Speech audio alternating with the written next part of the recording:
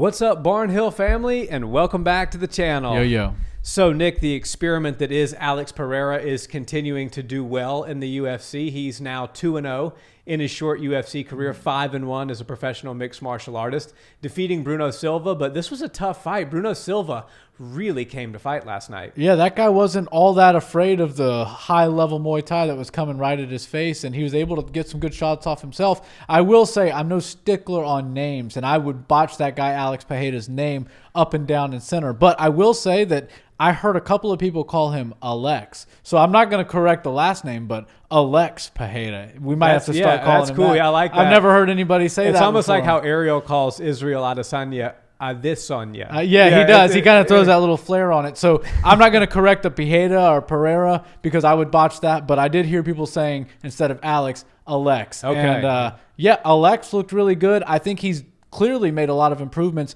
as a mixed martial artist, and he's got a long way to go, but he has come a long way. And God, that striking is pretty lethal, but he did have a game opponent right in front of him the whole time, and he was able to put on a bit of a clinic, especially there towards the end. But some of these mixed martial arts fighters that are good everywhere are also tough as nails. Oh, for sure. I mean, I think there was a couple times where Bruno looked like he was almost out on his feet. Yeah. That was sheer willpower, toughness, and good grappling because he was like all but seeing stars and still shooting for the legs, being aware enough to know that Alex did not have quite the grappling that he had and that he might be able to buy himself some time if he is to get him to the ground. Listen, Pereira came out and said, let's keep this train going. Give me Jared Cannonier. I want to just go ahead and take the fast track to the title. While I love the call out, I do believe Jared Cannonier is next for the champion, and I think that might be a step too far for Pereira at the time. But at the same time, I do believe the UFC is going to fast track this guy. They didn't sign a 3-1 fighter for no reason. They obviously signed him because he had the win over Israel, 2 wins over Israel Adesanya, one of them coming by way of knockout. So I think they're trying to, in an ideal situation, remake that match at some point if the Pereira train can keep rolling down the track. But I think Jared Cannonier for your third fight in the UFC is asking a bit too much, a bit too soon. Yeah, and that would be a nightmare for him because Jared Cannonier is no punk, and he's really, really good, really well experienced, and that would just be a lot way too early in his career. You know, one thing I wish was still in existence was the Khamzat Chimaev 2-division kind of experiment. It's not exactly existing right now. Yeah. We've realized that he's living at 170 and probably going to make a title run there. And most importantly, his new best friend, Darren Till, is an 85er. So yeah, exactly. He may be trying to help his buddy out at 85 while he simultaneously takes over 70. Yeah, and he's speed tracking his wrestling skills for Darren. Darren Till is going to come out looking with a chin strap beard and looking all tough. Yeah, and he'll probably do great in his next fight. But I would have actually liked to see after last night's performance, Khamzat Chimaev still bouncing back and forth, and then we see Alex Pereira versus Khamzat Chimaev at 185, just to see what it'd be like to see a guy who came from a rough and tumble wrestling world but is very good at striking versus a guy who came from that high-level striking world but is learning his way through MMA. And I don't think Alex Pereira would like to compete with Khamzat Chimaev anytime soon, but I did think it would be kind of fun to see it. There was a few things that stuck out to me with this fight, and I will say he looked pretty good with some of the takedown defense and some of the cage work. It wasn't the worst. He was doing some of the right things and some of the right positions he had correct, but there were a few times where I looked at it and I was like, oh man, if a wrestler that was at all tenacious got a hold of this guy, it would be a rough night in the office for him.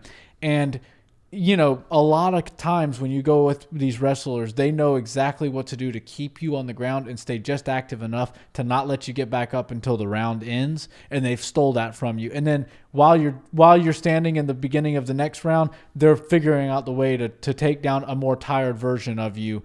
And that's going to be his biggest issue. And while that's not an issue he's going to have if he does get to Izzy, there's a ton of really good wrestlers all the way leading up to Izzy. And I just don't know if he's going to be able to steamroll through 2 or 3 or 4 more guys and get right to Adesanya. Yeah, I'm all for this potential matchup and talking about it and dreaming about what may happen between Pereira and Adesanya. But the reality of the situation is there is a pool full of sharks that he's got to swim across if he's going to get there. And I think some of them may have the skill sets to really cause some problems for Pereira. One would be like a Jack Hermanson, for example. We saw Jack struggle against Sean Strickland, but I would venture to say that Sean's wrestling defense is far superior to that of Pereira's currently. I do like the fact that Pereira is training with Glover Teixeira. Glover Teixeira is one of the best grapplers in the UFC. He just won the belt at 42 years old via submission. So the guy's grappling accolades are through the roof. And by the way, he beat a guy who beat Izzy through grappling. So he's absolutely training with the right guy. He's working with the right team. But the question is, you know, when you're already in the UFC, you're swimming with the sharks at that point, and your time to really get better and learn, you know, it takes years to become a really high-level wrestler, a really proficient grappler. You don't have those years. That precious time is not there. It's like you got 8 weeks for a training camp, and then you hop in that cage with the skills that you possess, and you try to make something happen. So it's going to be tough for Pereira to get to the top, but I do hope to see it at some point because I would love to see this rematch happen in MMA. Yeah, I think it'd be an interesting fight, and you know, I don't think that we'd see any sort of grappling in that. It would be basically a stand-up kickboxing MMA type of match, but who knows? You might see one of them try to shoot a takedown or at least incorporate feints at takedowns to open things up a little bit more than we probably would have seen in a Muay Thai or a kickboxing match. But yeah, I think there's a lot of rough opponents in the way between Alex Pereira and Izzy Adesanya. But, you know, who knows? Crazier things have happened. If Izzy was able to do it and this guy has a couple wins over him, maybe we're not giving him enough credit, and he's able to make the same leaps and bounds in his wrestling defense that Izzy was able to make, and he's going to, you know, move right up the ladder just the same way Izzy did and give us this super fight that we're all expecting. But something tells me that Izzy is just a little bit more special, a little bit more creative, and a little bit better on the takedown defense because, you know, when you watch like a Derek Brunson with Izzy, I mean, remember that fight? That was so crazy to watch.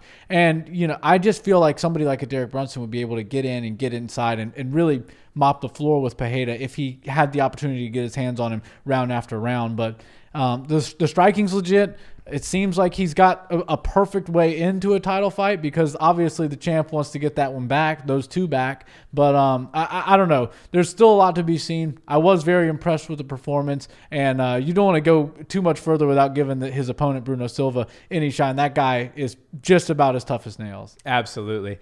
Guys, thanks so much for watching this video. Drop us a comment and let us know what you thought of Alex Pereira's performance last night, and if a battle with the current champion, Israel Adesanya, is still on the table, and who would possibly win that fight if it does happen. Until the next one, have a wonderful day. Peace.